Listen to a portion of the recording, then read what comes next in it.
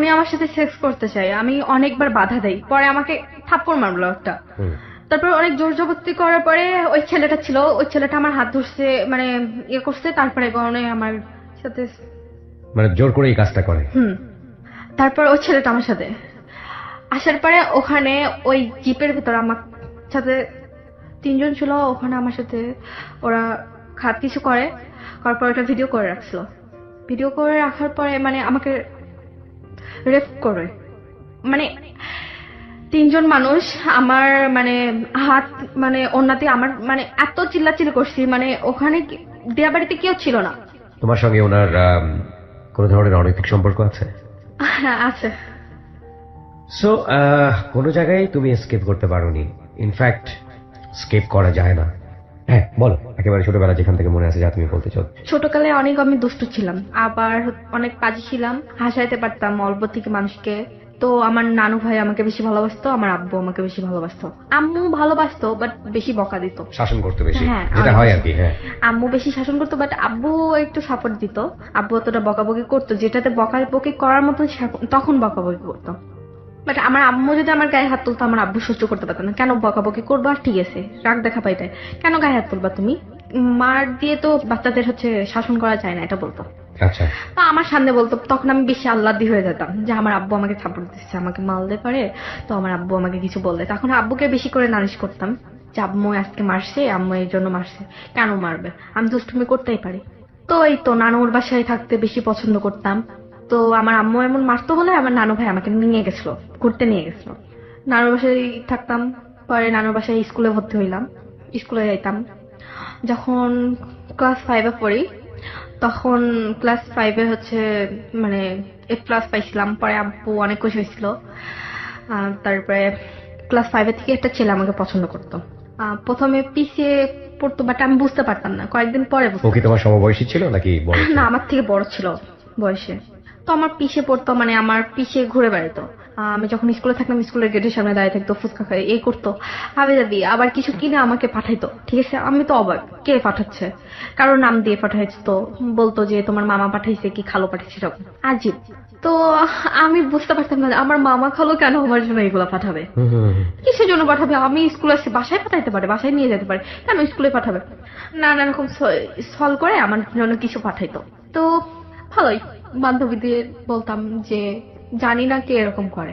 পরে ওই ছেলেটা আমার সাথে কথা বলতে আসলো। প্রথমে আমার বান্ধবীর সাথে কথা বললো যে তোমার ফ্রেন্ডের সাথে একটু কথা বলতে চাই, ও কি কথা বলবে কিনা। পরে আমার বান্ধবী এসে আমাকে বললো, পরে ভাবে দেখলাম যে দেখি কি বলে।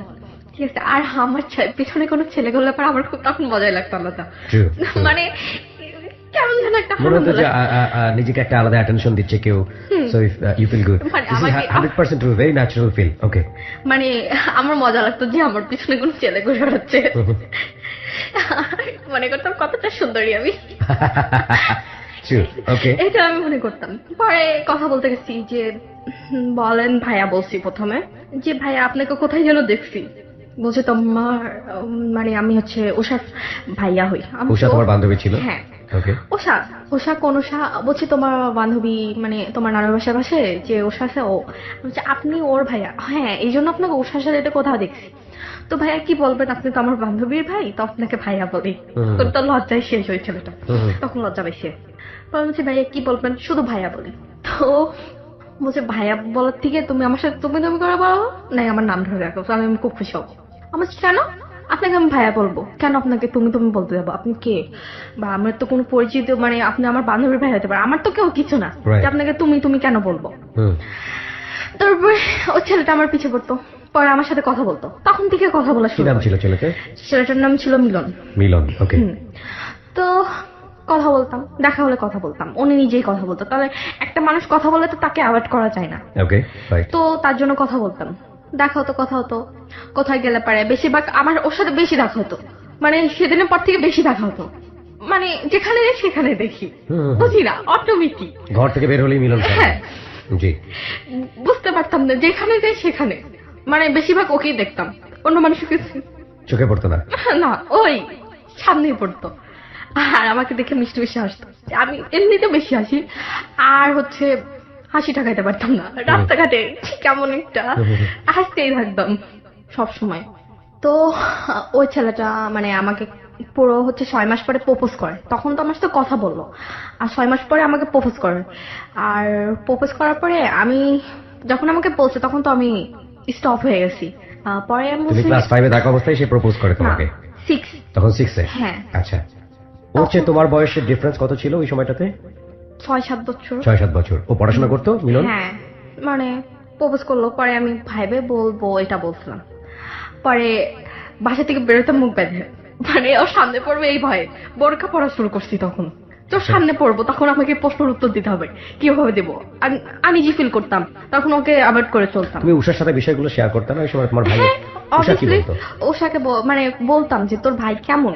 ওকে, মানে এটা বলতাম না যে তোর ভাই আমাকে প্রপোজ করছে এখন আমি কি করব। Okay. আসলে কি তোর ভাই কেমন, ঠিক আছে, তোর ভাই কি কোনো জায়গায় রিলেশনশিপ করতো কিনা। আসলে ওর প্রতি আমার কেমন একটা টান চলে আসছিল তখন। ওকে, ওকে। মানে কেমন একটা লাগতো, ওর ব্যাপারে জানতে ইচ্ছা করতো সব সময়, যে ও কি করতেছে, আসলে কি ও কেমন, এমন একটা কিউরিওসিটি গ্রো করেছে। হুম। ওকে। 1-2 মাস পরে ও মানে অনেকের কাছে মানে বলে নেই, কিন্তু ও হচ্ছে বিষ খাইছে। এখন কার জন্য খাইছে? আমার জন্য খাইছে। আমি তো অবাক। 2 মাস পরে? হ্যাঁ, বিশ্বাস আমি যে ওকে মানে অ্যাকসেপ্ট করছি কিনা উত্তর দেয় নাই, এই জন্য বিশ্বাসে মরার মতন হয়ে গেছে। জীব আমার জন্য, আমি তো দোষারোপ হয়ে গেছি। পরে আমি দেখতে গেছি আমার ওষার সাথে, মানে আমার বান্ধবীর সাথে। পরে বলছে আপনি কেন বিষ খেলেন? বলছে আমি আপনাকে ভালোবাসি তাই। আমি বললাম তো তাই বলে বিষ খেতে হবে নিজের উপরে? বলছে ভালোবাসার মানুষ না পাইলে কি করব, বেঁচে থাকে তো কোনো লাভ নেই।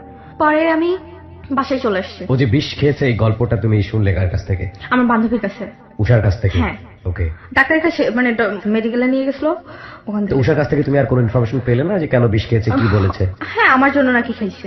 উষা এটা বললো? হ্যাঁ, আর আম্মুর কাছে শেয়ার করছে যে আম্মু, ওর আম্মু জিজ্ঞেস করছে ওষার আম্মু হচ্ছে ওষার ভাইয়ের কাছে তো তুমি যখন ওর বাড়িতে গেলে ওকে দেখার জন্য, তারপরে কি হলো? ও বাড়ির লোকজন তোমাকে? না, আমাকে কিছু বললো না। আমার দিকে কেমন আড়ি আড়ি চোখে থাকাইলো, কেমন একটা রাগ রাগ ভাব। আর তারপর তুমি কথা বললে মিলনের সাথে? হ্যাঁ, তো মানে আলাদাভাবে কিছুক্ষণ কথা বললাম, বলার পরে আমি চলে আসলাম। তারপরে আমি বাসায় এসে সারা রাত ভাবছি, ভাবে একটা ছেলে, আমি আবার অন্যরকম অহংকার টাইপের মেয়ে না, ঠিক আছে। তো আমি ভাবলাম একটা ছেলে আমাকে এত পরিমাণ ভালোবাসে, তো সে আমার জন্য সুসাইড করতে গেছে, তাহলে সে না আমাকে কতটা ভালোবাসে, ঠিক আছে, আমার জন্য কি না করতে পারে। পরে আমি ভাবছি, সারা রাত ভাবছি, আমি সারা রাত ঘুমাইতে পারিনি। কি আমার জন্য একটা ছেলে সুসাইড করতে যাচ্ছে, এটা তো মানে আমার ভাগ্যর ব্যাপার একটা, মানে ভাগ্যকে অনেক বিশ্বাস করতাম যে একটা ছেলে আমাকে এত ভালোবাসে। পরে আমি অ্যাকসেপ্ট করছি। করার পরে ঘুরতে যাইতাম, মানে ঘুরতে যাওয়ার পরে একদিন আমার মামা ঠিক আছে দেখছে, তাহার পর আমাকে বললো যে ওদের ফ্যামিলির সাথে আমাদের মিলে, আমাকে মানে মামা সে রাগ দেখায়নি, শুধু জাস্ট বলছে যে তোমার কি ওদের ফ্যামিলির সাথে মানে ভাবো তুমি আম্মু, তোমার কি ওর সাথে মিলে, আর তোমার বাবা কি করে আর ওর বাবা কি করে, আর হচ্ছে তোমার ফ্যামিলি আর ওর ফ্যামিলি, তুমি কোথায় থাকো আর ওরা কোথায় থাকে। এটা কি এটা তোমার বাবা জানলো কবে, কিভাবে জানলো? মামা আমাকে ওর সাথে দেখছে তারপরে। ও ঘুরতে দেখে তখন হ্যাঁ, হ্যাঁ। এটা বলেছে? তো আমি বলছি মামা শোনেন, ও কোনো কথা বলি নাই, বাট আমি প্রতির উত্তরে আমাকে প্রশ্নের উত্তর অ্যান্সার চাইছে, তা আমি বলছি মামা ওরাও মানুষ আমরাও মানুষ, ঠিক আছে। আর মামাকে আমি ডাইরেক্টলি সেদিন বলছি যে ভালোবাসা কোনোদিন গরিব বড়লোক দিয়ে হয় না, এটা বলছি। মামা তো অবাক, আমার পরে আমাকে মানে চড় মারতে যাচ্ছে। ক্লাস 6 এ পড়ো তুমি? হ্যাঁ, মানে 6 না 7 তখন। তখন ক্লাস 7 এ? ওকে। তো 1 বছর পরে মামা মন দেখছে, তারপরে কতদিন তোর সম্পর্ক, আমি বলছি 1 বছর। আমার মামা রেগে গেছে, আমার গায়ে হাত তুলতে যাচ্ছে, মানে মারতে আসতেছে, মারতে তো পারি নাই, মারতে তো পারবেও না, এটা আমার ইয়ে। তো আমি পরে কান্নাকাটি শুরু করছি। পরে আমার ফ্যামিলির লোকে সবাই জেনে গেছে যে ওই ছেলেটাকে ভালোবাসে। আমি বলছি তখন ডাইরেক্টলি বলছি, ও যতই গরিব হোক আর একেবারে গরিব হোক, ও যদি রিক্সা চালায় এনে খাই দিতে পারে, তারপরেও আমি ওকে বিয়ে করবো, এরকম একটা জেদ ছিল আমার এটা ভেতরে। কি তুমি তোমার ফ্যামিলির সবাইকে বললে ওই মুহূর্তে? হ্যাঁ। ক্লাস 7 এ যখন তুমি পড়ো? হ্যাঁ, আমি তখন বলছি যে আমি ওই ছেলেকে বিয়ে করব, আর এটা পারলে তোমরা ঠেকাবো, ও যদি রিক্সা চলায় না খাওয়াই তাও আমি খাবো, সমস্যা নেই, আর আমি ওই ফ্যামিলিতে মিশে যেতে পারবো। তখন আমার ভেতরে একটা খুব জেদ ছিল, আমার যখন রাগ ওঠে তখন আমি জাতামতা বলে দিই যে আমি যাতে কোটিপতির মেয়ে হোক না কেন, তো আমার হচ্ছে অত কোটিপতি লাগবে না, আমাকে যে ভালোবাসবে, আমাকে অনেক বেশি ভালোবাসবে। আমি সবসময় বলতাম যে ছেলেটা আমাকে বেশি ভালোবাসবে তাকে শুধু ভালোবাসবো আমি, যে আমাকে ভালোবাসবে, আমাকে কেয়ার করবে, আমাকে বোঝার চেষ্টা করবে, ওই ছেলেকে আমি বিয়ে করবো। গরিব হলেও সমস্যা নেই, যদি ভ্যান চলাও খায় রিক্সা চলাও খায় কোনো সমস্যা নেই আমার, আমি Okay. খেতে পারবো। Okay. এটা আমি বলছি ডাইরেক্টলি। পরে বাসা থেকে ওর সাথে মিশতে দিতাম, বাসায় অনেক শাসন করতো আমাকে, শাসন করতো তখন মাঝে মধ্যে ফোনে মানে ফোনেও যোগাযোগ করতো, ফোনও আমার কাছ থেকে নিয়ে, মানে ফোন চালাতে পারতাম না, আমি ফোন দিয়ে কথা বলতাম, আমি তো তখন ফোন চালাই না। তো তারপরে আমার আম্মুর ফোন দিয়ে কথা বলতাম, আম্মুর ফোন দিয়ে কথা বলতাম, কান্নাকাটি করতাম রাত দিন 24 ঘন্টা, নিজের প্রতি আঘাত করতাম, দেওয়ালে বাড়ি মারতাম, খাইতাম না, সব সময় না খেয়ে থাকতাম, পানি খেয়ে থাকতাম। পুরো মানে 6 মাসের ভেতর 8-9 কেজি কমে গেছিল 6 মাসের ভেতরে। মানে আমি এত মানে ইয়ে হয়েছিলাম, দুর্বল হয়ে গেছিলাম। তো সবসময় কান্নাকাটি করতাম, আমার আম্মু সহ্য করতে পারতো না। পরে আম্মুকে বলছিলাম, আম্মু আমি ওই ছেলের সাথে কথা বলবো, আপনার ফোনটা দেন। মানে আম্মু নিজের ইচ্ছায় পরে দিছিল, আম্মু আমাকে বলছিল না। পরে আম্মু বলছিল যে তোর আব্বু যেন না জানে, তোর হচ্ছে কাকুরার জন্য না জানে, আর তোর মামা যেন না জানে, তো কথা বলবি মাঝে মধ্যে রাত অনেক পরে, ঠিক আছে? মানে আম্মু একটু সাপোর্টেড ছিল। ওকে, ওই মুহূর্তে তোমার বাবা তো জানতো বিষয়টা, তোমার বাবা তোমাকে অনেক লাভ করতো, বাবার ট্রিটমেন্টটা কি ছিল? বাবা মানে তখন আমার সাথে কথা বলা বন্ধ করে দিছিল। মানে বাবা তো বোঝাইতে পারতাম না, বাবার এমনি উগ্র মেজাজ, কেমন একটা রাগ ছিল ভেতরে, অনেক ভালোবাসতো বাট কথা বলা বন্ধ করে দিছিল আমার সাথে। তো তারপরে এরকম মা দিল, পারমিশন দিল মা একরকমের? হচ্ছে মানে পুরো 1 বছর পরে, 1 বছরের বেশি, তারপরে তো আমাকে পারমিশন দিল যে তুই এমন কেন করছিস, পরে তো মারা যাবি। এরকম করতে করতে না খেয়ে থাকতাম সবসময়, না স্কুলে যেতে ওই সময়টাতে, পড়াশোনা হ্যাঁ করতে? যেতাম। আমার ওই সময়টাতে দেখা হতো মিলনের সঙ্গে? হ্যাঁ দেখা হতো, কথা বলতে পারতাম না, আমাকে আমার মামা তো ভাই চাই দিয়ে আসতো, গার্ড দিয়ে। আসলে কেমন একটা আটকার ভেতর ছিলাম, মানে এরা ঘোরাচ্ছিলাম না আমি তখন। ওকে। মানে ফোনে কথা বলতাম রাত 12টা পরে, 1টা পরে, মানে সবাই ঘুমায় যেত তখন, কথা বলতাম বেশি না, 10-15 মিনিট, জাস্ট কেমন আছো, কি করছো, খাইছো কিনা, এতটুকুই। আর মানে ওর কেমন একটা মানে ও আমাকে ভালোবাসতো কিনা জানি না, বাট আমি ওকে অনেক ভালোবেসে ফেলেছিলাম, যে নিজের ফ্যামিলির সাথে যুদ্ধ শুরু করে দিয়েছিলাম, নিজের উপরে আঘাত করতাম, না খেয়ে থাকতাম, তো কথা বলতাম। মাঝে একদিন ওর পুরো 15-16 দিন ফোন বন্ধ ছিল, ঠিক আচ্ছা আছে? আচ্ছা। ফোন দিতাম, ট্রাই করতাম, পারতাম না। আর আমার ওই বান্ধবীটা আসাও, মানে উষা আসাও বন্ধ করে দিছিল বাসায়, মানে ওর উষাকে অ্যালাউ করতো না। আচ্ছা। কিভাবে যে ইয়ে করবো, আমি তো ওদিকে যেতে পারতাম না। আর যেখানে যেতাম সেখানে আমার সাথে আম্মু থাকতো, নাই নানু থাকতো, নানুর বাসায় বেশি থাকতাম না, তো নানু থাকতো, এই তো নানুর বাসায় তখন বেশি থাকতাম, দাদির বাসায় থাকতে ইচ্ছা করতো না। পরে আমাকে ফোন বন্ধ, পরে আমি তো অনেক কান্নাকাটি, মানে কেমন একটা হয়ে গেছিলাম, মানে আমার ভিতরে মাঝে মানসিক সমস্যা হয়ে গেছিল। মানে মানসিক সমস্যা হচ্ছিল, মানে আমাকে মানে প্রত্যেকদিন 25টা করে ওষুধ খাওয়া লাগতো, আচ্ছা। মানে ওরকম না খেয়ে থাকতাম। তারপরে একেবারে কেমন একটা হয়ে গেছিলাম। পরে পাবনার হচ্ছে ডাক্তার ছিল, ঠিক আছে, মোহাম্মদ আলী নাম, কুষ্টিয়াতে বসতো ফার্মেসিতে, মানে কুষ্টিয়া লাভলি টাওয়ারে বসতো, ওখানে টাওয়ারের পাশে, ওখানে বসতো ওই ডাক্তারটা, ওখানে আমাকে নিয়ে যেত। আমি কোনো পাগল হয়ে যাইনি, আমাকে পাগল মানে ফেলছিল মাঝে, ঠিক আছে, আমি পুরো নর্মাল হয়ে গেছিলাম। ওকে।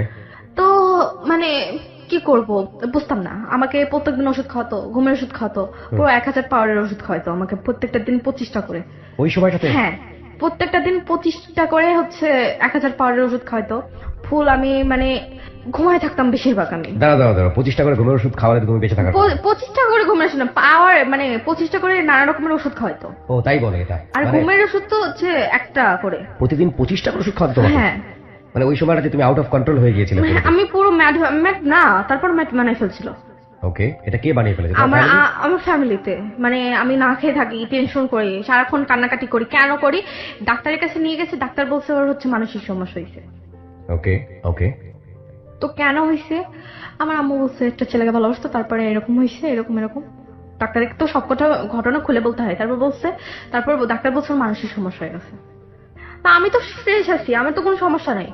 আমাকে ওষুধ খাওয়াতো, ঘুমায় থাকতাম, হাঁটতাম ঢুলে ঢুলে, কোথাও যেতে পারতাম না, মুখ দিয়ে লাল পড়তো, তখন একেবারে অন্যরকম হয়ে গেছিলাম। এই অবস্থায় তোমার পড়াশোনা চলছিল? বন্ধ হয়ে গেছিল তখন। কোন ক্লাসে থাকা অবস্থায়? হচ্ছে মানে পড়াশোনা, মানে এক্সামের সময় এক্সাম দিছি। কোন ক্লাসে থাকা অবস্থায়? ক্লাস 9। ক্লাস 9-এ? ওকে। 8 থেকে 9 পর্যন্ত, মানে পুরো 1 বছরের বেশি ওষুধ খাইছি। এখানে একটা বিষয় একটু নোটিশ করতে চাই সবাইকে, ওর বলার জায়গাটাও একটু অন্যরকম, আপনারা হয়তো বা খেয়াল করেছেন। খানিকটা সময় ও থেমে যায়, নিজের মতো করে বলে, আবার রিটেক করে। ওর পুরো গল্পটা যদি আপনারা জানেন তাহলে বুঝবেন যে আসলে কেন ওর অন্যরকম। 18 বছরের প্রিয়াঙ্কা আজকে নিজের জীবনের গল্প বলতে এসছে। এখানে ওর বাবা মেজর, আর্মির মেজর ছিলেন, এবং খুব নিঃসংকোচে আমরা বলতে পারি যে সম্ভ্রান্ত একটা পরিবারে ওর জন্মগ্রহণ হয়েছিল। এটা আসলে কি ধরনের গল্প সেটা না শোনা পর্যন্ত আমি কোনো মন্তব্য করতে চাই না। বলুন তারপর কি হলো? খুব অফ ট্র্যাকে তুমি তখন ওই মুহূর্তে, বুঝতে পারছি। তারপর কি হলো? ক্লাস 9-এ পড়ছো।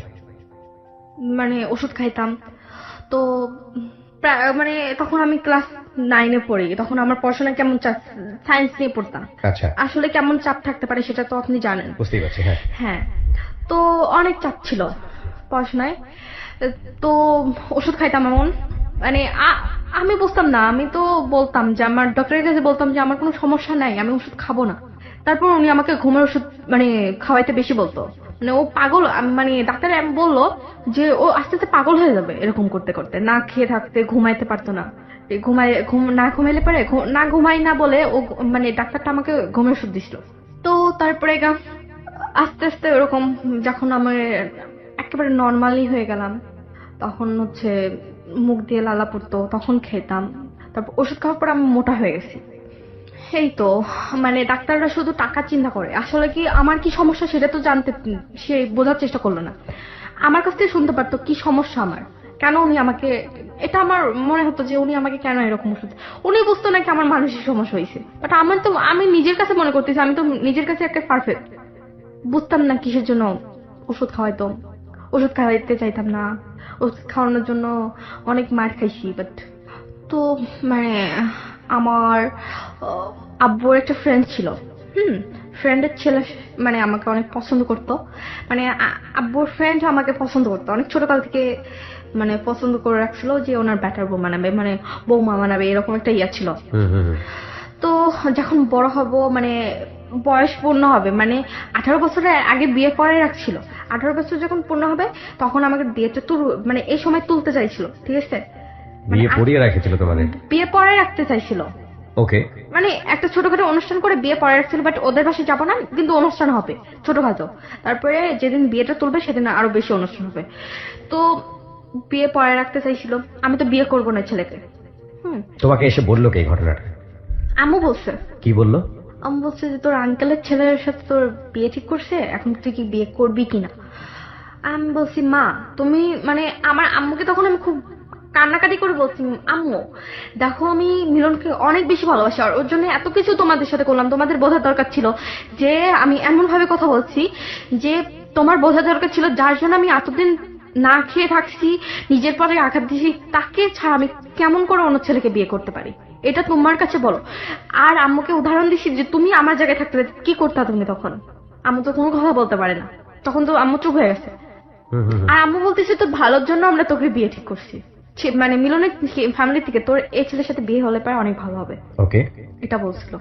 তখন ভাবছি যে না আমি বিয়ে করব না, ঠিক আছে। তারপরে আমার বান্ধবী ছিল, সবচেয়ে বেস্ট ফ্রেন্ড নাম ছিল সোহা।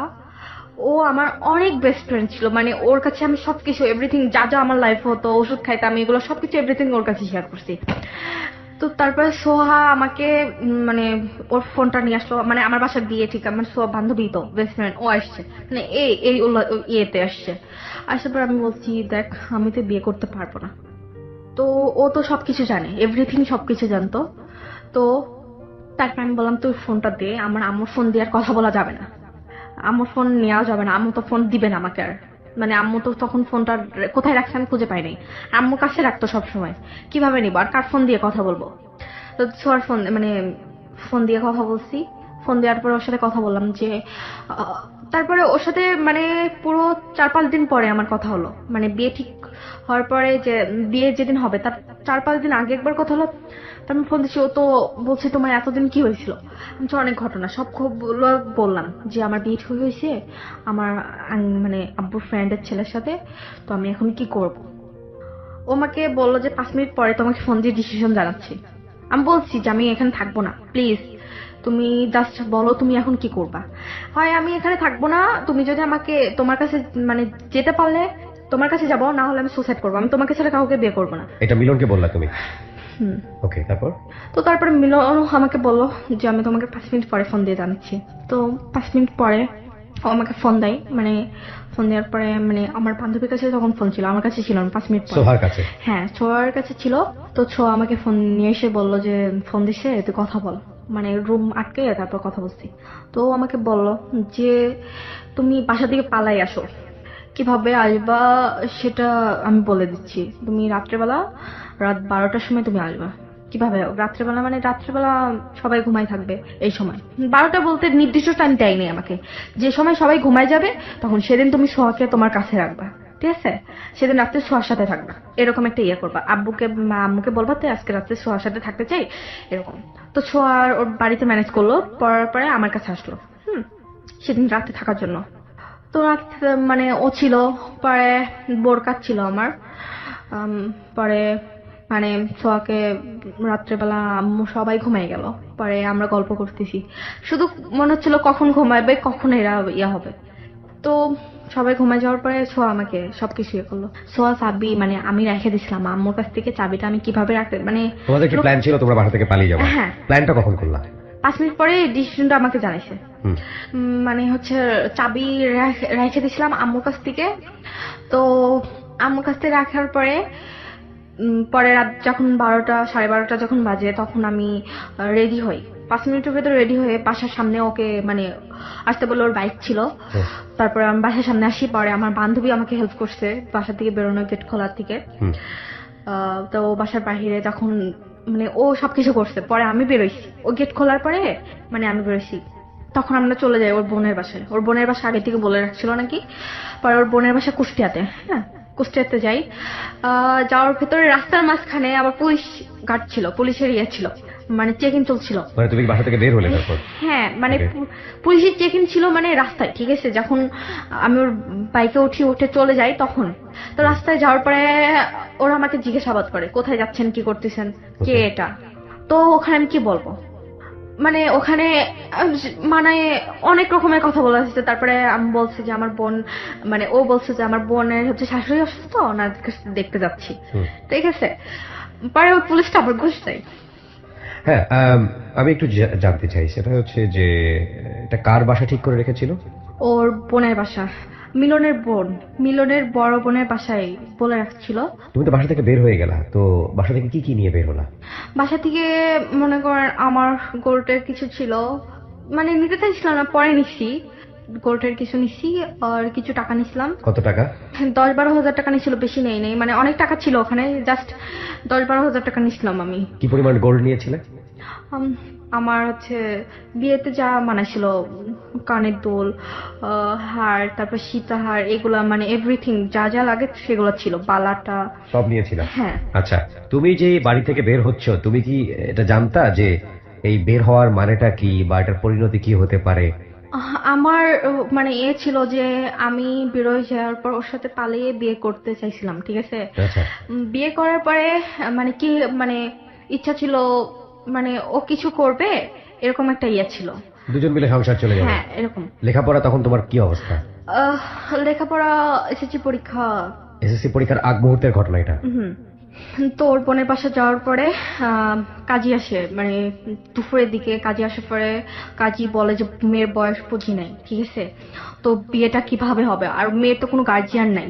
তো ওরা আবার প্ল্যান করছে যে ওদের বাসা থেকে মানে মিলনের বোনের বাসা থেকে কয়েকজন ইয়ে দিল, পরে বললো যে এটা বাবা সাথে এরকম, ঠিক আছে?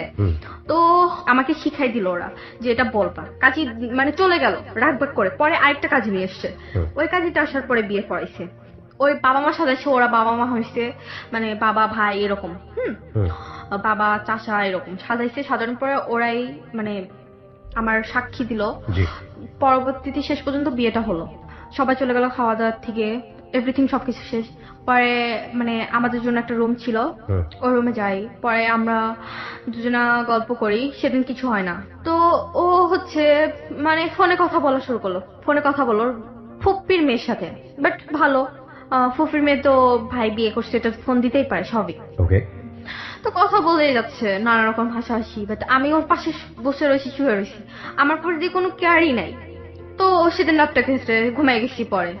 আর তারপরের দিন রাতে এরকম কথা বলতেছে, আমি জিজ্ঞাসাবাদ করি, তারপর আমার চর মারে যে হচ্ছে কথা বলতে পারে সবাই, আমার বোনের সাথে কথা বলছে, তোমার সমস্যা কি? আমি কথা বলে মানে এমন কথা বলে না কেউ। সেকেন্ড দিনেই তোমার গায়ে হাত তুললো? হ্যাঁ।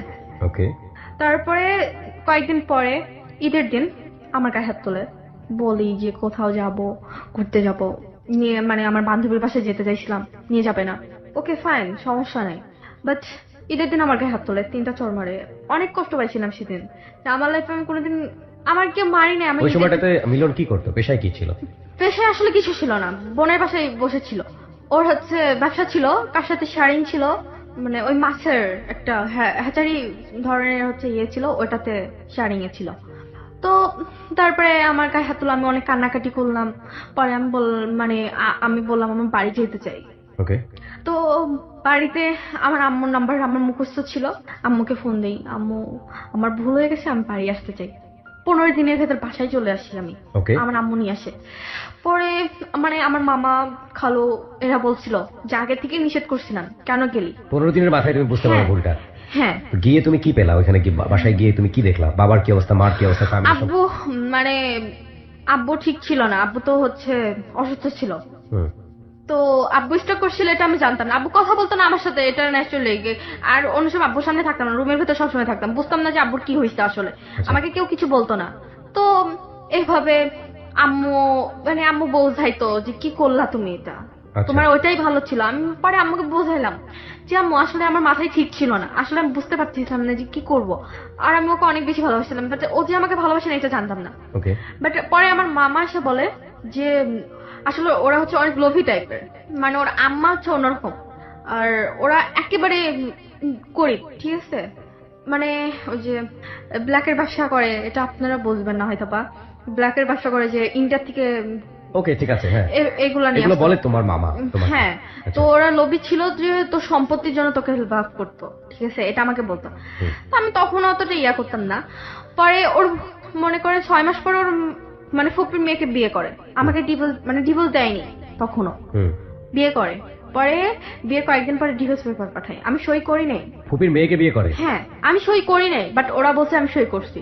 আমি এখন পর্যন্ত সই করি নাই ডিভোর্স পেপারে। ওকে, তারপর?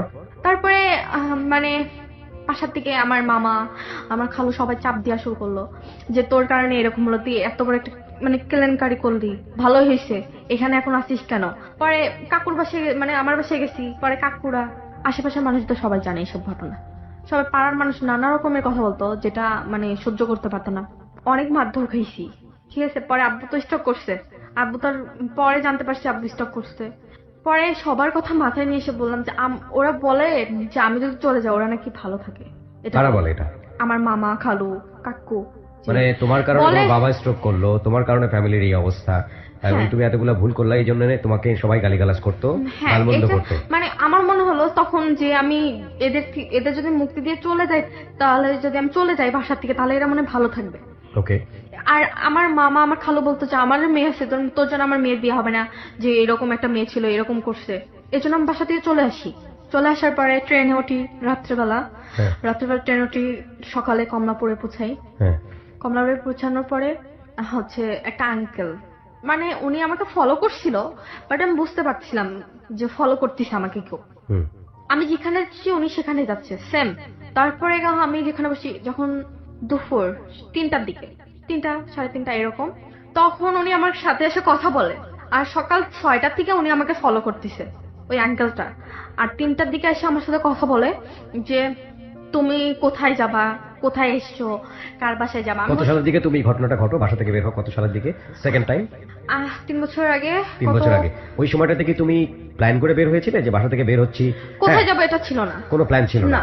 ওকে। আসলে কি আমি ভাবছিলাম এদের মুক্তি দিতে চাই, আমার জন্য ওরা অনেক প্রবলেম আছে এটা মনে করছিলাম। তো তারপর উনি আমার সাথে আসে কথা কোথায় এসে তুমি, কোন রেল স্টেশনের ঘটনা এটা? ট্রেনে স্টেশনে আসি, কোন স্টেশনে? পোড়াদহ। পোড়াদহ স্টেশন? হ্যাঁ। কোথায় এটা? কুষ্টিয়া জেলা। ওকে, তারপর এসে? তারপরে ট্রেন উঠলাম, হ্যাঁ। সুন্দরবন এক্সপ্রেস ট্রেনের নাম। হুম।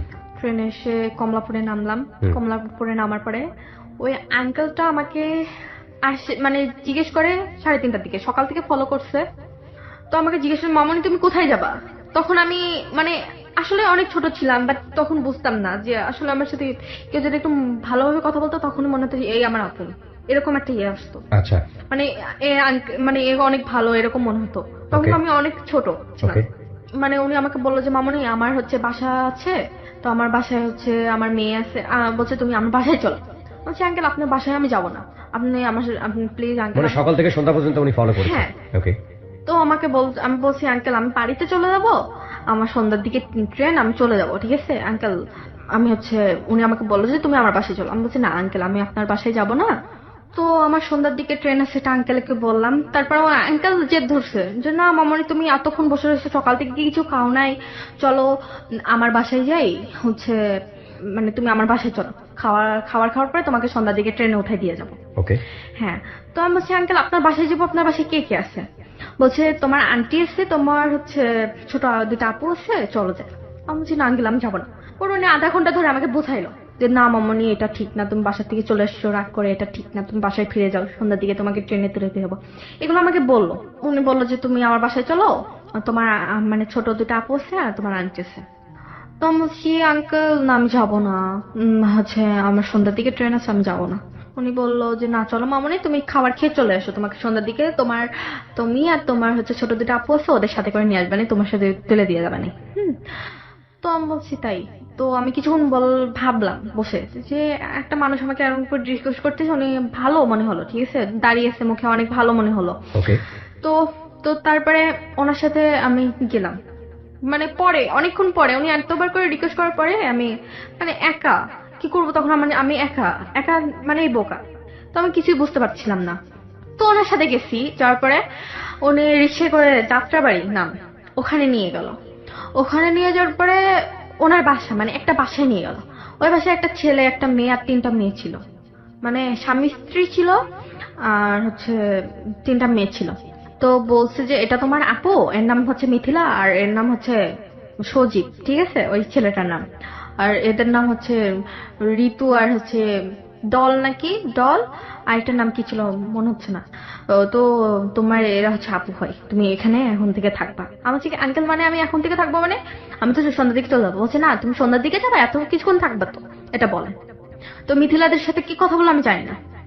তো কিছুক্ষণ পরে উনি আমাকে বলতেছে মানে আমার সাথে সেক্স করবে, ঠিক আছে। আমি বলছি কেন আঙ্কেল, এটা কেন, আপনি না আমাকে এরকম বলে করছেন, সন্ধ্যার দিকে দিয়ে আসবেন। বলছে তোমাকে আমি নিয়ে আসলাম, তোমাকে খাওয়াবো, করবো, তুমি কেন আমার সাথে এগুলো করতে পারবে না, এটা আমাকে বলে। তো উনি আমার সাথে সেক্স করতে চাই, আমি অনেকবার বাধা দেই, পরে আমাকে থাপ্পড় মারলো একটা। তারপর অনেক জোর জবরদস্তি করার পরে ওই ছেলেটা আমার হাত ধরছে, মানে করছে, তারপরে গনে আমার সাথে মানে জোর করে এই কাজটা করে। তারপর ওই ছেলেটা আমার সাথে, তখন আসলে বুঝতে পারছিলাম না যে কি হলো আমার লাইফে, আমি কেন আসতে গেলাম, এটা আমার ভুল ছিল যে আমি কেন আসলাম ওনার কথা শুনে। আর একটা মেয়ে থাকলে কেউ যদি এরকম একটা কথা বলতো যে চলো আম্মু তোমাকে আমি পরে বিকালে তুলে দিয়ে যাবো, সেটা যে কোনো কাউকে বলে পারে। সে সারা রাত জার্নি করছে, মানে আমি সারা ট্রেনের ভেতর ছিলাম, আসার পর কি সকাল থেকে কিছু হয়নি, রাতের থেকে কিছু হয়নি। তার মানে তুমি জার্নি করে কোথায় এসেছিলে, কোন একটা স্টেশনে এসেছিলে, কোন স্টেশন? কমলাপুরের ঘটনা এটা। হ্যাঁ। এরকম কেউ যদি বলে, এরকম কোনো আশ্বাস দেয় যে মামনি তুমি চলো আমার বাসায়। এর আগে ঢাকাতে আসোনি কখনো? কুমিল্লাতে ছিলাম, তখন ঢাকার উপর দিয়ে গেছি। কখনো স্টে করনি? না না। ওকে, ফার্স্ট টাইম ঢাকায় এসেছো? হ্যাঁ। ওকে। তারপরে উনি আমার সাথে এরকম করে, তারপর মেয়েটার সাথে রাখে, পরে ড্রেস কিনে নিয়ে আসলো, কিনে নিয়ে পরে বলছে যে এখন থেকে এখানে থাকতে হবে। আমি কেন, আমি বাড়ি যেতে চাই। অনেক কান্নাকাটি করছি, তারপরে ওরা অনেক মানে আমার কথা গ্রাহ্যই করেনি, ঠিক আছে। চিল্লাচিল্লি করতে নিষেধ করছে যে চিল্লাচিল্লি করবি না এখানে, তুই করে কথা বলছে, তুই যদি এখানে চিল্লাচিল্লি করিস তোকে মেরে ফেলবো, এরকম একটা ইয়া। আমি মেরে ফেলেন। কোথা থেকে আসছো, কি করো, কিছু জিজ্ঞেস করে? হ্যাঁ করছে, এগুলা যে কোথা থেকে এসছো এগুলা জিজ্ঞেস করছে, কেন এসছো, কিসের জন্য। তোমার বাবা যে মেজর ছিল এটাও বলেছো তুমি? হ্যাঁ। তারপরে ওরা তোমার সাথে এই ধরনের আচরণ করেছে? হ্যাঁ। ওকে। তারপরে একটা ছেলের কাছে নিয়ে যাই 5 দিন পরে। এই 5 দিন কি ভদ্রলোক তোমার সঙ্গে এইসব কাজ করে? না, 5 দিন মানে প্রথম দিন সেটা হয়েছিল, তারপরে 5 দিন কিছু হয়েছিল না। ওকে। মানে ওরা আমাকে অনেক মারছিল, যে আমি জেদ করছিলাম বাসা দিয়ে চলে, মানে আমাকে এখান থেকে যেতে হবে, আমি বাড়ি যাবো। ওই মেয়েরা মারতো? হ্যাঁ, মেয়ে না, ওই ছেলেটা মারতো। ছেলেটা মারতো। আর ওই মেয়েগুলো মূলত কে ছিল? ওনার মেয়ে ছিল নাকি তোমার মতোই ঘটনা? না না, আমার মতন। তোমার মতোই ঘটনা? হ্যাঁ হ্যাঁ হ্যাঁ। আমার মানে আমার সাথে যেরকম কিছু হয়েছে, ওরা এমনিতে এসছে, নিজের এসছে। আচ্ছা, ওকে। ওদের লাইফে এরকম ঘটনা নিজের ইচ্ছায় করছে, বাট আমার সাথে অনেক জোর জবরদস্তি হয়েছে। পরে একটা ছেলের কাছে নিয়ে গেছে 5 দিন পরে, ওনাকে কি সব কথা খুলে বলছি, দেখেন আমি এগুলো করি না, আমি এগুলো করতে পারবো না। ছেলের কাছে নিয়ে গেছে মানে কোথায় নিয়ে গেছে? ওই রুমের ভিতরেই নাকি অন্য কোথাও? বাইরে আমি নাম জানি না। কে নিয়ে গেছে? ওই মেয়েটা মিথিলা। মিথিলা তোমাকে নিয়ে গেছে? হ্যাঁ। কি বলে নিয়ে গেছে? মিথিলা বললো যে যেতে হবে, এখানে এইসব করতে হবে। আমি বলছি না আপু, যাবো না আমি। ওনাদের গাড়ি ছিল, প্রাইভেট কার ছিল, মানে কেমন গাড়ি বোঝাই বলতে পারবো না। ওটার ভেতরে ছেলেটা ছিল আর ওই মেয়েটা ছিল। ওকে। তো ওই যেখানে নিয়ে যাওয়ার কথা ছিল ওখানে নিয়ে গেছে। নিয়ে যাওয়ার পর ওনাকে সবকিছু বলছি, দেখেন ভাই আপনি আমার বড় ভাইয়ের মতন, আর আমি এগুলো করি না। উনি আমার সাথে কিচ্ছু করেনি, এটা সত্য কথা। ওই ভাইটা আমাকে এগুলো বলছি ওনার বিবেকে বাচ্চা বলে উনি কিছু করেনি। তো মিথিলার কাছে বলছে না আমি কিছু করবো না, এটা চলবে না, এটা বলছে। তারপর ওই মিথিলা আবার বলছে না নিয়ে এসছি, টাকা দিতে হবে। তারপর উনি টাকা দিচ্ছে, বাট আমার সাথে কিচ্ছু করেনি। ওটা হলো না বলে ফার্মগেট একটা মানে আবাসিক হোটেল আছে, ওখানে নিয়ে যায় আমাকে। ওখানে যায় আমার হয় 4 জন ছিল। অনেক কষ্ট হয়েছিল সেদিন, বুঝতে পারছিলাম না, মনে হচ্ছিল যে মারা যা তখন। মানে সারাক্ষণ একটা অত্যাচারের ভেতর থাকতাম আমি। আমি বুঝতে পারতাম না যে কি করব, মারা যাবো কি কি- কি করবো বুঝতে পারতাম না। তারপরের দিন পল্টনে একটা আবাসিক হোটেল আছে, ওখানে নিয়ে যাই। আমার সাথে প্রত্যেকদিন 4-5 জন করে থাকতোই। পল্টনে নিয়ে যেত, আর ফার্মগেট, বেশিরভাগ ফার্মগেট পল্টন। তো ফার্মগেট আর পল্টনে বেশি প্রত্যেকদিনই নিয়ে যেত। তো এই হচ্ছে ফার্মগেট একটা আছে, কি গলি যেন নাম আছে, ওখানে একটা লোক ছিল, মানে ওনার কাছে মাঝে মধ্যে নিয়ে যেত। আর ও মানে প্রত্যেক দিনে 10-20 হাজার মতন ইনকাম করতো আমাকে নিয়ে। এই মিথিলা? হ্যাঁ, 20,000 টাকা ইনকাম করতো আমাকে। মানে আমি যখনই বলতাম না আমি কিছু করবো না, তখনই আমার গায়ে হাত তুলতো, তখনই। আর দিনের পর দিন আমার প্রত্যেকটা দিন 4-5 জন করে থাকতো আর আমার সাথে। তখন মনে হতো যে বাসার থেকে কেন আসলাম, বাসায় কষ্ট হচ্ছিল, এর থেকে এরকম তো কষ্ট হচ্ছিল না। আমার আশাটাই ভুল হয়েছে, এটাই বড় কষ্টকর। প্রত্যেকদিন আমাকে নিয়ে যেত, রাতে থাকা লাগতো, দিনে থাকা লাগতো। মিথিলার যে বর ছিল ও আমার সাথে সেক্স করতো, মানে মাঝে মধ্যে ইচ্ছা হলে। আর মিথিলাও কিন্তু এই রাস্তায় ছিল। আর আমার মতন মেয়ে একটা আছে, ওকেও মানে নিয়ে এসেছিল এরকম। ওর আমি প্ল্যান করছিলাম পালাই যাব, পরে ধরে ফেলছিল। সেদিন অনেক মারছিল, অজ্ঞান হয়ে গেছিলাম। পর্দার স্টিল আছে না, ওটা দিয়ে মারতো। মানে হাতের কাছে যা পাতো বটি দিয়ে কোপ মারতে গেছিল, বটি দিয়ে কোপ মারছিল, পায়ের কাছে লাগছিল, কেটে গেছে পায়ের কাছে। 3 বছর এভাবেই কাটছে। তুমি কোনোভাবেই ওখান থেকে ফোন? পালাইতে পারি নাই। ফোন তো আমার হাতে দিত না, ফোন ওদের নিজের কাছে রাখতো। সবসময় মানে একটা রুমের ভেতর থাকতাম আমি, মানে বাইরে বেরোতে দিত না। আমার সবসময় রুমে, আর ওই আবাসিকে গেলে আবাসিকে, আবার হচ্ছে পল্টনে গেলে পল্টনে, আবার ওই রুমে, এরকম। তো একদিন ওর একটা মেয়ে, ঠিক আছে, ফোন চুরি করে নিয়ে কমলাপুরে আসছিল। তো কমলাপুরে আসার পর আমাকে সাথে করে নিয়ে এসেছিল। আমি একটু ট্যালেন্ট বেশি, যেগুলো খুঁজতে পারি, ওই মেয়েটাকে ধরতেছিলাম। পরে ওই হিন শুধু আমি একটু এড়া পাইছিলাম। তুমি 3.5 বছর পর একবারের জন্য হলো বাইরে আসার সুযোগ পেয়েছো, মানুষের সঙ্গে কানেক্ট হওয়ার সুযোগ পেয়েছো। কি ঘটলো সেই মুহূর্তে? মানে ওয়েটিং রুমে ও আশ্রমে গেছে, আমি বইয়ে হেরে বসে, আর আমার আশেপাশে ওর সাথে একটা ছেলে থাকতো, ওই ছেলেটা ছিল না। ওই ছেলেটা বাহিরে কি জন্য স্মোক করতে গেছিল, আর আমি ওয়েটিং রুমে বসেছিলাম। বসে থাকার পরে মানে একটা পুলিশ ছিল, ওনার কাছে যে পৌঁছে সব কথা, ওনার পুলিশের জিআরপি থানায় নিয়ে গেছে। মানে জিআরপিতে নিয়ে যাওয়ার পরে আমি ওই পুলিশের কাছে সবকিছু, লজ্জা ঘৃণা বাদ দিয়ে সব কথা, এভরিথিং, সব ঘটনা বলছি। আচ্ছা। তারপর ওনার হচ্ছে মানে সেকেন্ড অফিসার, ওনার কাছে নিয়ে যায়। ওনার কাছে নিয়ে যাওয়ার পর সব কথা আমি বলছি ওনার কাছে সব কথা, সব ঘটনা, এভরিথিং, সব ঘটনা বললাম। তারপর উনি ওই মেয়েটাকে খুঁজতে গেছিল, পুলিশ পাঠাইছিল যে ওই মেয়েটাকে খুঁজে নিয়ে, কিন্তু পাইছিল না। মিথিলা তার আগে আমার মানে ফোন ছিল আমার কাছে, ওই নাম্বারে ফোন দিচ্ছিল। আমি বলছি যে আপু আমাকে দেখান, পুলিশ ধরছে, এরকম এরকম। তো হচ্ছে ওই মিথিলা তখন পালাই গেছে। মানে আমি বলছিলাম না, পরে বলছি যে কই তুই এইসব। পরে আমি বলছি আপু আমি পুলিশের হাতে চলে এসেছি। তো বলছে যে আমি আসতেছি দাঁড়া। বলছে ডিবি, ওদের হাতে অনেক বড় বড় লোক আছে, ডিবি এসেছিল আমাকে, ডিবি পুলিশ। তো ওই ডিবি পুলিশ এসে আমাকে নিয়ে যেতে এসেছিল, বাট আমি ওখান থেকে আমাকে সরাই ফেলছিল মানে জিআরপি থেকে, ঠিক আছে। আর জিআরপি সবাই বললো যে তোমার এটা কি হয়। আর ওই মিথিলার বর বলছে যে মানে তুই আমার বোন হয় সেটা বলবি আমি গেলে। ভাবছি না আমি কেন এটা বলবো, আপনারা যা যা করছেন সব কথা ঘটনা বলে বলবো। তো ভয়েতে আসি নাই। পরে ডিবি আসছিল, ডিবির কার সাথে ডিবিকে বলছিল নাকি, তো ডিবি আসছিল, আসার পর খোঁজাখুঁজি করছে। কোথায় এসছে ডিবি? কমলাপুরে, যে আমার বোনকে এরকম ধরে রাখছে বিনা কারণে। তুমি তখন কোথায়? আমি হচ্ছে পুলিশদের কাছে। থানাতে? হ্যাঁ, থানাতে, মানে কোথায় এটা আমি জানি না, মানে আমি চিনি না আসলে। পুলিশ তোমাকে কোথায় নিয়ে গেছে? থানায় আমি নিয়ে মানে ওই কনস্টেবল আমাকে থানায় নিয়ে গেল। আচ্ছা। তারপরে ওই সেকেন্ড অফিসারের সাথে কথা বললাম। ওকে। সেকেন্ড অফিসারের সাথে কথা বলার পরে সেকেন্ড অফিসার আমাকে নিয়ে গেল।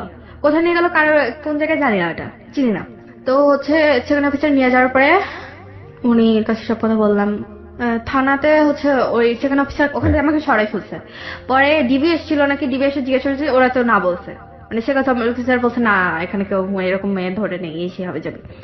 নিয়ে যাওয়ার পরে আমার ফ্যামিলি নাম্বার নিল, নেওয়ার পরে আমার ফ্যামিলিকে ডাক দিল। আমার আম্মু আসলো, আমার আব্বু আসে নাই, আমার আম্মু আসছিল শুধু একা। আমার আম্মু এসে আমাকে কতদিন পরে দেখা হলো মার সঙ্গে? পুরো 3.5 বছর পর। 3.5 বছর তোমাকে ওখানে ওইভাবে ঘরের মধ্যে আটকে রেখেছে? 3.5 বছর পর আমার আম্মুর সাথে দেখা হয়। আম্মু তো কান্নাকাটি, কি হয়েছে, এরা পুলিশরা কিছু বলে না আমার আম্মুকে। পরে আমি বাড়িতে যাই, মানে ওখানে সেকেন্ড অফিসারের সাথে, তো ওনার সাথে পরিচয় হয়। তো তারপরে আমার আম্মুকে দেখে না, আম্মুর সাথে যাই, এবার বাসায় যাই। সবাই আশেপাশের মানুষ তো নানা রকমের কথা বলে। নানা রকমের কথা বলতে কি, কোথায় ছিল, খারাপ হয়ে গেছে, বাজে হয়ে গেছে, নষ্ট হয়ে গেছে, বাজে বাজে কথা বলতো, মানে যেগুলো বাজে বাজে কথা বলে আশেপাশের মানুষ, নিজের ফ্যামিলির মানুষ।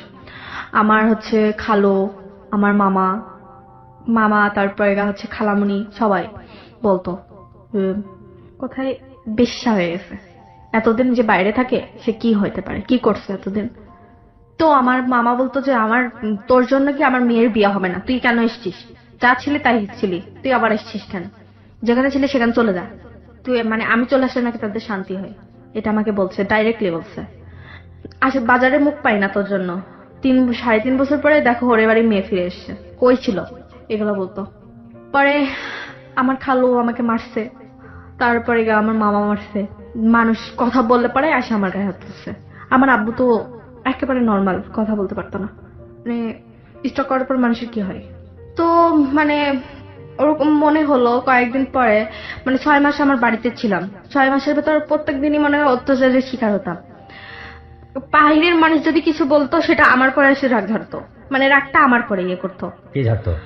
যে মানে মামা কিছু শুনে আসতো সেটা আমার পরে ইয়ে করতো, মানে আমি শুধু জাস্ট ওদের কাছে একটা সুযোগ চাইছিলাম যে আমাকে সবাই একটা সুযোগ দাও, ভুল তো করছি, সংশোধন হই, কিন্তু আমাকে কেউ একটা সুযোগ দেয়নি। তুমি 3.5 বছর যে অবস্থায় ছিলে এটা তুমি কারোর সঙ্গে শেয়ার করেছো ফ্যামিলিতে?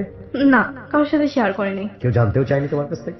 জানতে চাইছে, বাট হেরাই গেছি, যে বলছি মানুষের পাশে কাজ করছি, এটাই কি বলবো, এইগুলো বললে তো আমার আম্মু মরা ছাড়া তাদের উপায় নেই। ওকে। 6 মাসের ভেতরে আমার মানে যেদিন আমি বেরোয় আসবো তার কয়েকদিন আমার নানুকে বললাম, মানে আমার নানু মানে সহ্য করতে পারতো না যে আমাকে মারতিছে, কান্নাকাটি করতো। তোমার গায়ে হাত তুলতো কে? হ্যাঁ, মামা তুলি নেই, খালু তুলছে বেশি, খালু আর খালামণি। তোমার বাবা মানে যখন ফুললি একেবারে বেডে? হ্যাঁ, মানে আমার আব্বু কিছু বলতে পারতো না, আর আব্বু সহ্য করতে পারতো না, শোনার পরে কানতো খালি। তোমার এই যে বাবার যে অবস্থা সেটার জন্য কি তুমি দায়ী ছিলা? হ্যাঁ। বাবা যেরকম ভাবে ফুললি বেডে চলে গেল, স্ট্রোক করলো এবং মৃত্যু শয্যাশায়ী, সেটার জন্য তুমি দায়ী? হ্যাঁ, আমি দায়ী। তারপর তুমি আবারও সিদ্ধান্ত নিলা, তুমি আবারও বাড়ি থেকে চলে আসলে? হ্যাঁ, চলে এসেছিলাম। আসার পরে কি করব, পরে এই যে মানে এসআই ওই ভাইয়ের সাথে যোগাযোগ করি। সেকেন্ড অফিসার যার কাছে থেকে তুমি থানায় গেলা, যার মাধ্যমে? না না, ওনার ফ্রেন্ডের সাথে আমার পরিচয় হয় ওখানে, ঠিক আছে। তারপর ওনার ফ্রেন্ড আমার প্রতি একটু দুর্বল, মানে ভালোবাসে এরকম একটা। তো আমি তো আর কারোর ইয়েতে জড়াইতে চাই না, ঠিক আছে। মানে আমি ফ্রেন্ডের সঙ্গে তোমার যোগাযোগ কিভাবে? ওই হচ্ছে মানে জিআরপি যে সেকেন্ড অফিসার, ওনার হচ্ছে ফ্রেন্ড, তো জিআরপি সেকেন্ড অফিসার ওনাকে নিয়ে আসছিল যে মেয়েটা অনেক কষ্ট, মানে মেয়েটার মনে অনেক কষ্ট, তুই মেয়েটা অনেক ভালো, ঠিক আছে, তুই ওর সাথে কথা বল, তুই কিছু করতে পারিস কিনা, তুই তো হচ্ছে ইয়ের অফিসার। পরিচয়টা হলো কিভাবে? তুমি তো ঘরের মধ্যে ছিলা, বদ্ধ একটা পরিবেশে ছিলা, তোমার সঙ্গে এই লোকটার পরিচয়টা হলো কিভাবে? যখন কমলাপুরে মিথিলার সাথে আসি, তারপরে সেকেন্ড অফিসারের সাথে যখন দেখা হয়, সব কথা ঘটনা খুলে পড়ি, তারপরে হচ্ছে এই ওনার ফ্রেন্ডের সাথে পরিচয় হয়, সেকেন্ড অফিসারের ফ্রেন্ডের সঙ্গে। হ্যাঁ, তো সেকেন্ড অফিসারের ফ্রেন্ডের সাথে পরিচয় হয়, এবং হচ্ছে যে ফ্রেন্ড সেকেন্ড অফিসারের যে ফ্রেন্ড সেও হচ্ছে মানে সেকেন্ড অফিসার, সেও পুলিশে ছিল। হ্যাঁ। অদ্ভুত একটা বিষয় হচ্ছে প্রিয় শ্রোতা, যে এই মেয়েটি একবার বাসা থেকে ভুল করে বের হয়েছে, সে ফ্যামিলিতে ফিরতে চেয়েছে কিন্তু সে ফিরতে পারেনি।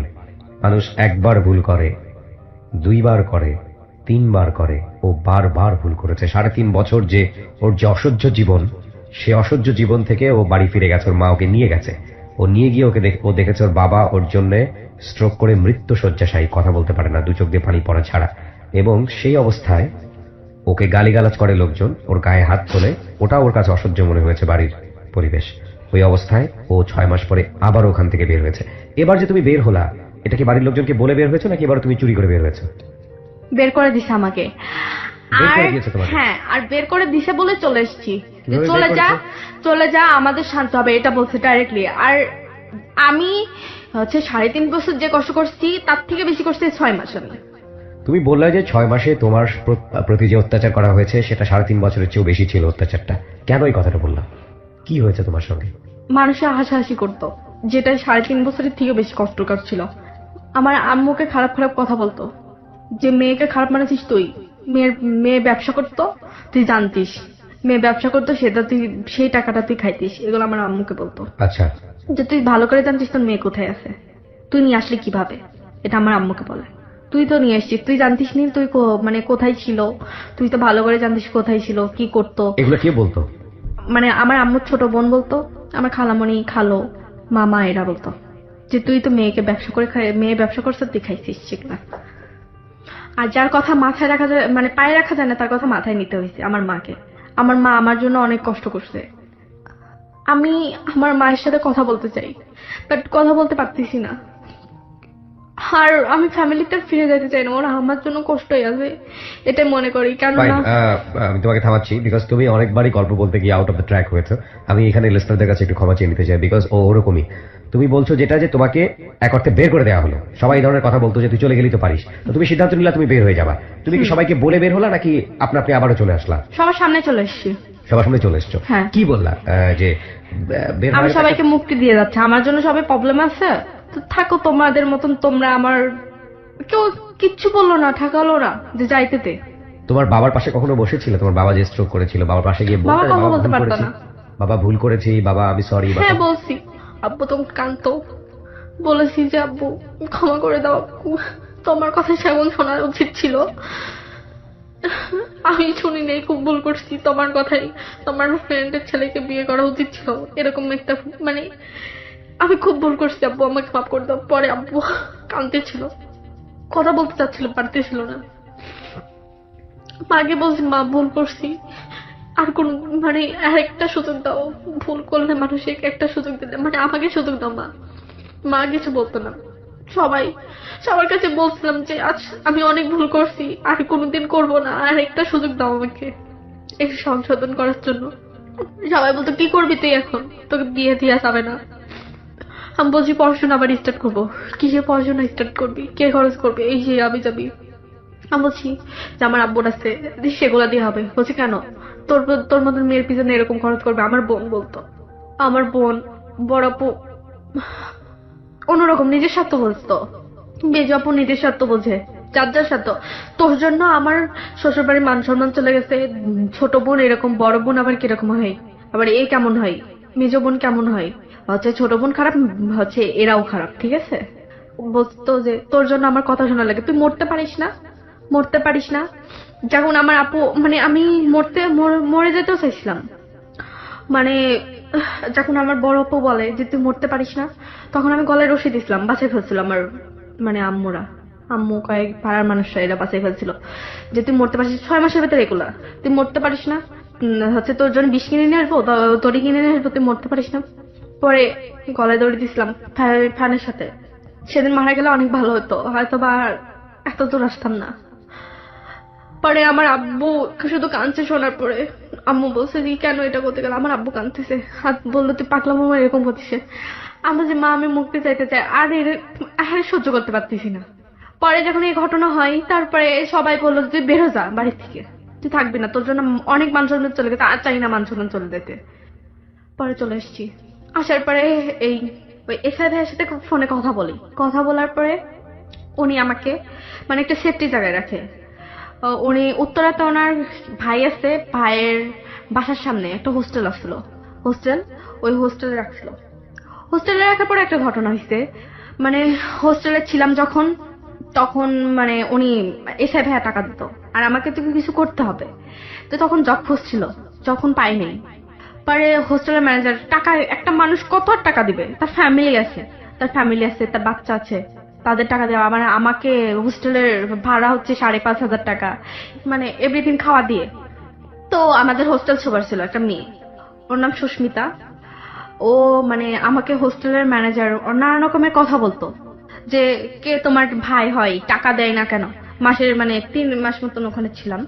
তো থাকার পরে মানে ওখানে থেকে বলছে যে তোমাকে টাকা দিবে কে, এই সেই হাবি যাবি, তুমি এখানে থাকো।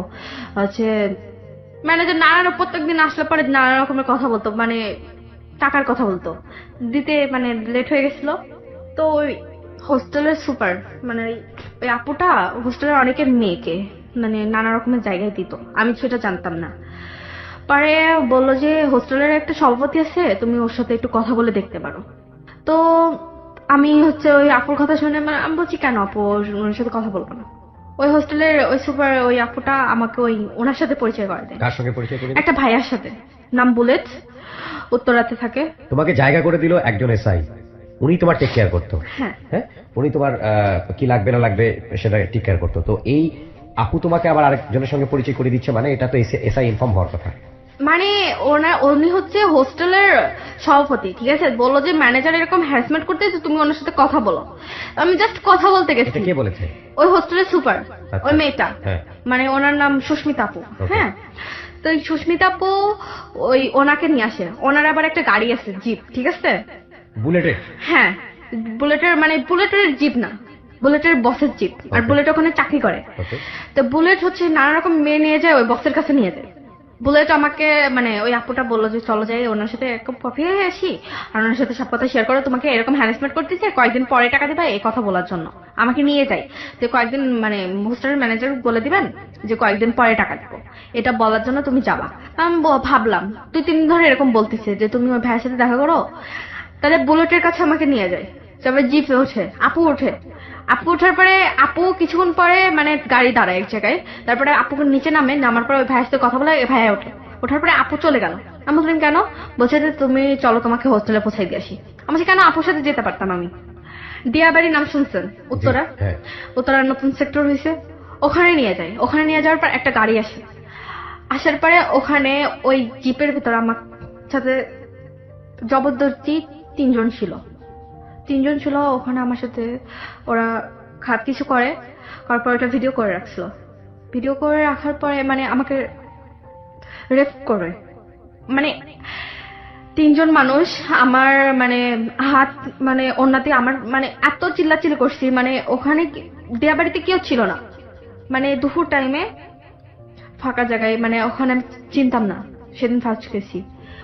উনি আমাকে ওই বুলেট আমার সাথে খারাপ কিছু করে, তারপরে ওই বুলেটের বস, তারপর আরেকজনা আমার মানে আমার হাত বাঁধা ছিল পিছনে, আমি হাত দিয়ে যে মানে ওদের মারবো, আমার এরকম একটা ইয়া ছিল, মানে আমার যদি হাত বাঁধা না থাকতো আমি ওদের মারতে পারতাম আমি, বাট আমার হাত বাঁধা ছিল, পা ধরে রাখছিল। ওকে। বাট আমার যদি হাত বাঁধা না থাকতো পিছন বলে, তাহলে জীবন আমি মানে ওরা আমাকে ঠেসে ধরে হাত বাঁধছে ওড়না দিয়ে, আমার নিজের ওড়না দিয়ে। বাট গাড়ি থেকে বেরোতে, বাড়ি লক করা ছিল, ঠিক আছে, আমি খুলতে পারছিলাম না, খোলার চেষ্টা করছি, চিল্লাচিল্লি করছি, মানে কালো গ্লাস দেওয়া, চারি সাইডে কালো, আর ভিতরে আমি, আমার সাথে ওরা এরকম করে, ভিডিও করে রাখে। তার 2 দিন পরে আমাকে মানে ওই হোস্টেলে যে আমি কোনো কথা বলিনি, চুপচাপ যাই রুমের ভেতর ছিলাম, কি করবো আমার মাথায় কাজ করছিল না। পরে আপুকে তুমি বললা না যে এরকম কাজ করেছে তোমার সঙ্গে? বলছি কি বলে? যে তুমি করছো, তুমি গেছো কেন, তুমি হচ্ছে পরে গাড়ি থেকে নেমে যাইতা, তুমি তো নামো নেই, তুমি গেছো কেন, তুমি আবার দিয়া বাড়ি গেছো কেন, এগুলো বলছে। ও আমার দোষ দিছে। হোস্টেলে তো চিল্লাচিল্লি করা যাবে না, তখন আমার সমস্যা হবে, সবাই ভাববে এই মেয়েটা খারাপ। চুপচাপ ছিলাম। তারপরে হচ্ছে 2-3 দিন পরে আমাকে ফোন দেয়। ফোন দেওয়ার পরে বলে যে তোমাকে ভিডিও দেখে দাও। আমি বলছি ভিডিও, কিসের ভিডিও?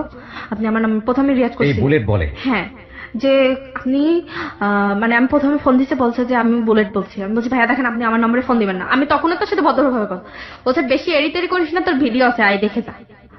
আমি গেছি, যাওয়ার পরে ও আমাকে ভিডিও দেখায়। আমি তো শেষ। আমি সেদিন আমি মানে এরকম অবস্থা, সেদিন আমার সাথে 4 জন সেক্স করে। ওই ভিডিও দেখে ব্ল্যাকমেইল করে? হ্যাঁ, আমার সাথে 4 দিন এরকম করছে।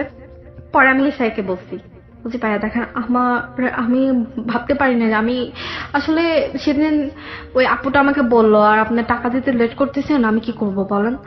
আর হচ্ছে মানে ম্যানেজার আমার সাথে ডাব ব্যবহার করছিল, এই জন্য আপু বললো যে তুই এই হচ্ছে হোস্টেলের সভাপতির সাথে কথা বল, তাহলে হবে। তো এগুলো বলছে ওনার তো মাথায় এসেছে যে আমি একটা নিরাপদ, তোর এরকম একটা জায়গা থেকে নিয়ে যে নিরাপদ জায়গায় রাখলো, উনি পরে নিজেকে ইয়ে করতেছে যে নিরাপদ জায়গায় রাখলাম। আর এখন যেদিন আমি বসি তার পরের দিন আমাকে এসছে শান্তিবাগে নিয়ে এসে একজন সাবজেক্ট করে বলে, তারপর আমাকে ফোন দিছে। ফোন দেওয়ার পর আমি কি করব, আমাকে সেদিন শেড দিছে যে তোকে, তুই যদি আজকে না আসিস আজকে তোর ভিডিও হচ্ছে নেট ছেড়ে দেবো। গেছি ওনাকে না বলে, যাওয়ার পর সেদিন যাওয়ার পরে উনি আমার সাথে সেক্স করে, বুলেট করার পরে আমি বলছি তুই আজকের পর থেকে আমাকে ডাকলে জীবনে আসবো না। আর সেদিন ভাবলাম যে আমার লাইফে অনেক কিছু হয়ে গেছে যেটা করার মধ্যে নেই, এবার মরলেও কিছু করার নেই, মরে যাবো সমস্যা নেই, আর কোনোদিন এরকম কিছু করবো না, মানে তোর কাছে আসবো এরকম আমি একটা ইয়ে করছিলাম। তো বলছিলাম যে আপনার যা করার তা করে নেন, আমি আর কোনোদিন আপনি ডাকলে আসবো না। তারপর থেকে আর ফোন দেয় না, বলছে যে আজকে আসলে তোকে ডিলিট করে দেবো, আজকে আসলে ডিলিট করে দেবো এরকম বলতো। তো তুমি তো এসআই কে বিষয়টা জানাতে পারতা। জানিস উনি কি তারপর উনি বললো ওনার হচ্ছে মানে এসআই হচ্ছে ওনার মানে অফিসার, মানে ওসির উপরে তার উপরে অফিসার, মানে মহিলা কি যেন এডিসি ম্যাডামকে বলে। এডিসি ম্যাডামের কাছে যায়, এডিসি ম্যাডাম বলতেছে আমি এখন কি করব বলো, ও যদি আমার এলাকার আন্ডারে হতে পারে তাহলে হতো, বাট ও তো উত্তরার। তো এবার যদি নেক্সট টাইমে তোমার ফোন দেয় তাহলে তুমি মানে এখানে নিয়ে আসলে পরে আমরা ম্যানেজ করে দিতে পারবো, তাছাড়া কি করব, মানে যদি এবার ফোন দেয়। তো তুমি এই ভিডিওটা যাতে পাবলিশ না হয় এটার ভয়ে তুমি বারবার ওর কাছে গেছো। হ্যাঁ, ভিডিওটাকে ডিলিট করেছে। ডিরেক্ট ফোন ওর কাছে আর কপি আছে কিনা জানি না, বাট যেগুলো ছিল সেগুলো আমি সেদিন এবার লাস্ট দিন যে ডিলিট করছি। বাট ও যদি আবার রেখে দেয় তারপর আবার আমাকে ডাক দেবে, এবার তো আমাকে মরা ছাড়া কিচ্ছু করার নেই। খুবই গুরুত্বপূর্ণ একটা জীবনের খুবই গুরুত্বপূর্ণ টালমাটাল একটা সিচুয়েশনে তুমি, বিশেষ করে বুলেটকে নিয়ে যে ভিডিওটা তোমার করা হয়েছে তোমাকে রেপ করার সময়, কি হলো তারপরে? তো বুলেট আবার ভিডিওটা একটা ছেলের কাছে দিছিল, ওর নাম জন, ও হচ্ছে উত্তরাতে থাকে। ওই ছেলেটা আমার পিছে পড়ছিল, তো ওই ছেলেটার মানে আগে থেকে পিছে পড়ছিল, বাট বুলেটের সাথে সম্পর্ক ছিল এটা জানতাম না।